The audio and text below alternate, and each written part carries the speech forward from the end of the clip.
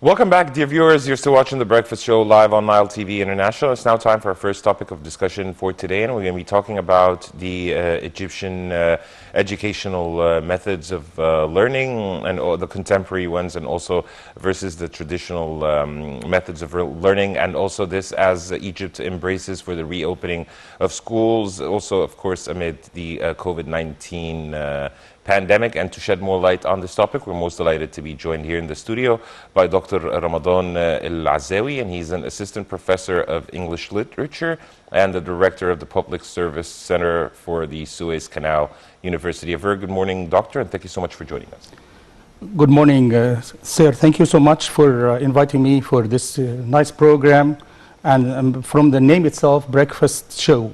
Yes, I expect that we are going to have breakfast together after the program. For sure, yes, sir. And first of all, Dr. Yes. Ramadan, I would like to ask you about the traditional versus the modern methods of teaching. If you can tell us more about that. Well, I'm really lucky today, very lucky, to be, at the TV, Nile TV International for the first time. I had been to Nile Culture and other channels before, but it's the first time for me to be in touch with the Nile TV International, and it's a pleasure for me to be with you, sir. The pleasure is all ours. Thank you so much. The great thing today is that we have so many happy and great occasions.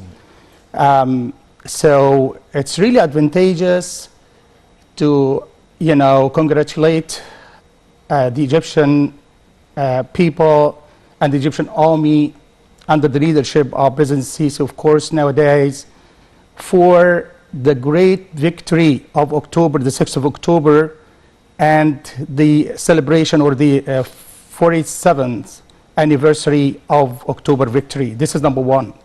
Number two, the reopening of schools, of course, tomorrow is also a great occasion to talk about, because actually we need to talk about a lot of things, okay, today, just to, give some kind of piece of advice for maybe students and our fellow teachers or staff members at the universities, what to do, okay, from the side of the students and from the side of teachers and staff members at the universities. In addition to talking about so many things as you are going to ask me about, inshallah, in this program. But actually the third, great occasion is the coming that soon, within a couple of days, the celebration of Prophet Muhammad's day or birthday, okay, that of course not only Muslims are celebrating that occasion, but Egyptians are celebrating all occasions for Muslims and Christians at the same time. We have Sham Nisim, we have so many things, okay, that we celebrate together. So I'm very happy to be with you today, sir, and to discuss all these great points, inshallah, today. Yes. Well, first of all, as I mentioned, sir, if you can tell us about the contemporary methods of learning versus the traditional ones, and what has the Ministry of Education and Technical Education, as well as the Higher Ministry of Education, have newly introduced in the education sector? Well, indeed, let me, before talking about the methods of teaching, new methods of teaching or traditional methods of teaching, we have to talk about the value of education in general that had been highlighted in all religions, in the Old Testament, the New Testament, and the Holy Quran, by all the prophets and messengers, and it started in the Holy Quran by saying, Iqra, read. O Muhammad, read. Okay, this was the first word to be mentioned, okay, to Prophet Muhammad, peace be upon him. And peace be upon our all messengers and the prophets, of course. This is number one. Number two, we have to talk about, the value of the position or the mission of a teacher or a staff member, because actually this is a mission of prophets and messengers. Yes. But when we come to education, nationwide or elsewhere, we have to talk about or be aware of the major elements of education. Because actually we have the student, who is on top of all, of course. Without students who are not there as staff members. This is number one. Yes. And the teacher, a student is nothing without a teacher too. When we come to the third point, it's the syllabus. It's really important to get in touch with all these things at once, okay? It's 3 in 1, as they say. Yes. So let's start with talking about the methods of teaching. Throughout the history, we have what is called traditional and others which are called modern or contemporary. If we talk about the traditional methods of teaching, it was a kind of, it was focusing on maybe teacher-centered approach. There was an approach called teacher-centered approach, in which, I mean, it's a method of teaching. It's an old method of teaching where, you know, the main focus, okay, is on the teacher. The teacher says everything. He's lecturing anyway. He doesn't use any other, you know, other interactive jobs, because he has to do or she has to do so many jobs rather than being lecturing or being a lecturer, such as being a facilitator, being a coordinator, being whatever. So many jobs, okay, that, you know, he can, I mean, the teacher can divide his students into groups to work into groups to, I mean, focus on cooperation and collaboration together, to working together, to know how to work in a teamwork. This is really important. They can work in pairs too. And we have the other point in teaching that is called student-centered approach. Some teachers, okay, don't do the job and they give the job to students, okay, to prepare and explain and whatever. If we use, you know, the teacher-centered approach alone, okay, this proved some kind of failure. At the same time, the other or the opposite, I mean, picture of the student-centered approach also is not successful enough. So the collaborative or cooperative or communicative approach is the best ever. Everyone has a role. It's like a society. It's like a family. It's a teamwork. Sometimes, you know, in my own experience, okay, as a staff member at the Suez Canal University, I do this myself. I give, you know, tasks for students, you know, and then I ask them to explain that. And I interfere to comment, okay, whether to approve that or disapprove or encourage or whatever. At the same time, I divide them into groups and stuff like that, as I have just mentioned. This is concerning, you know, these two, I mean, traditional ways of teaching. Yes. But if we come to the modern ways of teaching these days, of course, it's different. Since, I guess, 18 something, during the last decade, or late 19th century.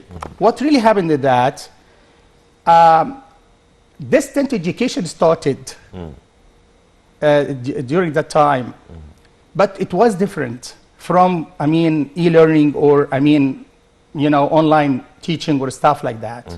In one way, when we come to distant learning, it was like, you know, sending you a package to study, because you can't, for example, if I'm from Sharqiyya or Somalia or elsewhere, and I can't come to Cairo every day, I'm busy. It's a kind of self-study, but it was not online, because that facility was not there during that period of time. Yes. But these days, and with the advent of COVID-19, online or e-learning or online teaching or online education became a must. And now, I guess the Minister of Education and the Minister of Higher Education too, you know, gave us instructions, okay, to have some kind of mix, face-to-face teaching, and I meet my students twice, according to the schedule. That's what they call hybrid. Exactly. Yes. What we do exactly is to meet students for one day face-to-face, and the other day will be online. Whatever it could, you can use Zoom or any other, I mean, means Google of communication, whatever. Yes. But in all cases, this will help a lot. Okay, to I mean, to make it, to keep a distance between students and between, I mean, staff members and stuff like that. To keep us healthy, because COVID-19, of course, is still dangerous. And I wish the best for all our students and our teachers, inshallah, or colleagues. Yes, Dr. Ramadan, also moving on to another topic which it concerns many Egyptians is the way of testing or evaluating students, because sometimes people are in doubt about the way that they're being their children are being tested, just only testing memorization, not the core of the syllabus or the core of the syllabi, and so on and so forth. If you can tell us more also about the new ways of assessment, evaluation, and the types of testing students on different syllabi. Okay, well, indeed, I just want to get back for a while for, that kind of method of teaching. Just to give you some kind of experience that happened to me. This helped me a lot, training of how to teach well. This is, one of the point of what has been mentioned about method of teaching. But concerning your question, okay, right now, that is related to, as you have just mentioned, concerning, excuse me. Yes, it was concerning evaluation. And, evaluation, yes, exactly. Assessment or evaluation is a very important process in the educational process. When we come to testing or evaluation, of course, the same thing will be applied. We have, or we had in the past, traditional testing procedures concerning, the focus was on subjective questions before. For example, like write a composition, answer the following questions, give the reason for whatever, which expression is better and why. Such questions like these, comment, deduct, try to decide, analyze, criticize. Such questions were, overcoming or controlling the scene of testing, especially in the achievement tests, because actually, broadly speaking, we have to say that we have two different types of examinations or tests. Achievement tests for evaluating the level of students from maybe KG up to the university. But we have other tests like the measurement tests, which are very famous, okay, and world tests, like the TOEFL, which is examined at the MDS here in Egypt, for example, the IELTS, the SAT, whatever. Of course, there is a big difference between these two types of tests or, assessment. In what way? In the international measurement tests, you can use, or they actually use more objective question than subjective. True, false, matching, like reading comprehension, like listening comprehension, vocab, whatever, but MCQ or true, false, stuff like that. The major focus will be on that. Only TWE, it's just one essay to be written, and I had that kind of experience before traveling to the United States of America to get, an acceptance from there. I had to pass the TOEFL test, okay? Among that questions was the TWE, write an essay about a specific topic. This is really important. But the mix between, the subjective and objective, like the bubble sheet at the Egyptian university these days, is really good. And when we come to that point, it's really good to have that kind of mix. But if we use objective questions alone or subjective questions alone, this is quite similar to the different methods of teaching, traditional methods of teaching, teacher-centered approach or student-centered approach. This one will not be really a success alone, and the other one will be the same. So I guess the mix between them is great. The bubble sheet has a number of questions, essay questions, like decide, comment, whatever, analyze, criticize, and then the other questions that are under the title of match, true, false, or MCQ. This is really a good mix, okay, just to, I mean, what are you testing? You have to ask you a question, or as a teacher, what are you going to test? Of course, I have to test, you know, how, you know... The level of understanding. Exactly, understanding or comprehension, memorizing, contemplation. You know, for example, choose a topic for a passage, for example, or something like that. How to do that, how to make a scan, how to make, I mean, a skimming of an article. All these things should be there. But if we apply just one strategy, like the objective questions alone or the subjective questions alone, absolutely, you know, the education process will be in danger. This is my point of view in that respect. Also, another important aspect of improving the levels of education and the standards of education also is the training of teachers, having trained or highly skilled teachers to do the job. If you can tell us more, the importance of that. That's really a good question. I do thank you so much for asking such a question, because when we come to training, we have, you know, an Egyptian proverb, okay, that repetition is very important, and it teaches, okay, intelligent people, or as we call it, okay, I don't want to mention the other way. So when we come to training, even if it is not related to, I mean, study a specific subject or a specific major, like English or French or medicine or whatever, look at home. And if you have a daughter, for example, okay, a good mother, you know, make some kind of training for her daughter to be ready for her new life. You know, if she's not a good mother, absolutely this will affect her, you know, badly. She's going to ask for delivery every now and then. And of course, this is not good for her. This is very simple, okay, if we come to that point.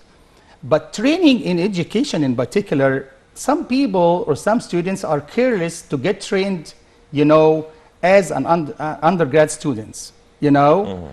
As an undergrad student, the student should start training, okay, from the first moment as a freshman. In what way? Of course, you know, schools and universities in particular should train them. For example, let's take English language as, I mean, an example.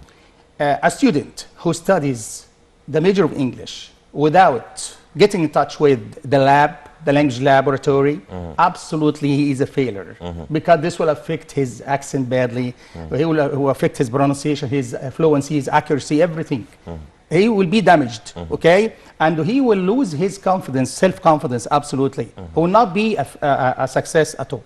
So universities and schools before universities should make some kind of training for these students, okay? Even for activities, not only for the major itself, but also activities. And should have some kind of miscellaneous activities, just to build his character.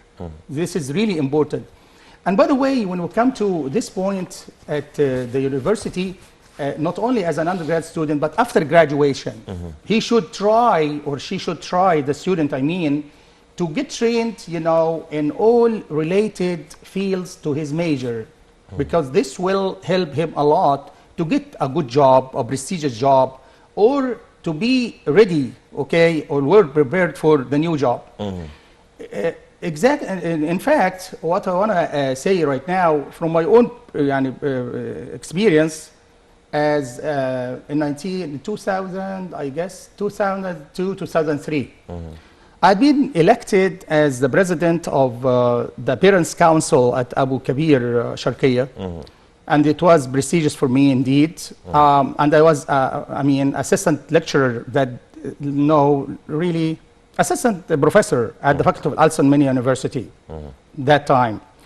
I was returning from Indiana University of Pennsylvania, having my PhD in English literature, and I intended to make some, I noticed that the dictionary, the Longman dictionary, was used carelessly.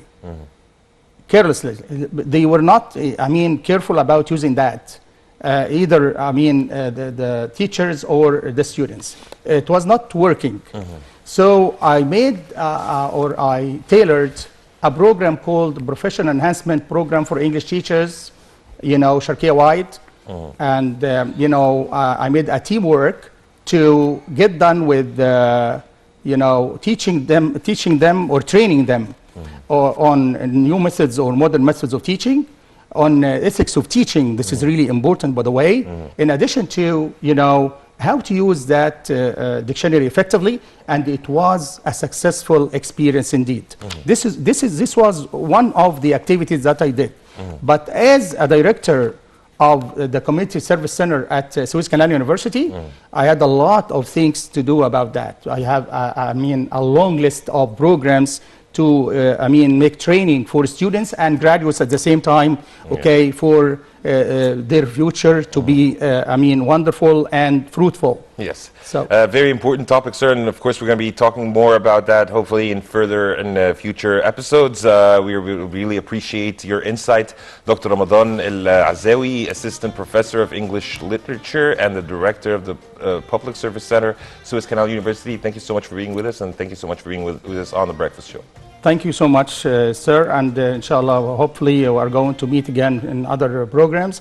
But, we shouldn't forget once again to congratulate our Egyptian army and our Egyptian people, and our students and staff members, colleagues and teachers, for these happy occasions and happy anniversaries, the 47th anniversary of the 6th of October victory, in addition to, the reopening of schools. I do thank you so much for your nice meeting. Thank you so much, thank sir. you so much, The sir. pleasure is all ours, and of course we're going to be looking forward to have you once more. Thank you so much. Thank you so much, Doctor. And dear viewers, now we move on to a quick break, and then we'll be back to resume The Breakfast Show live on Nile TV International.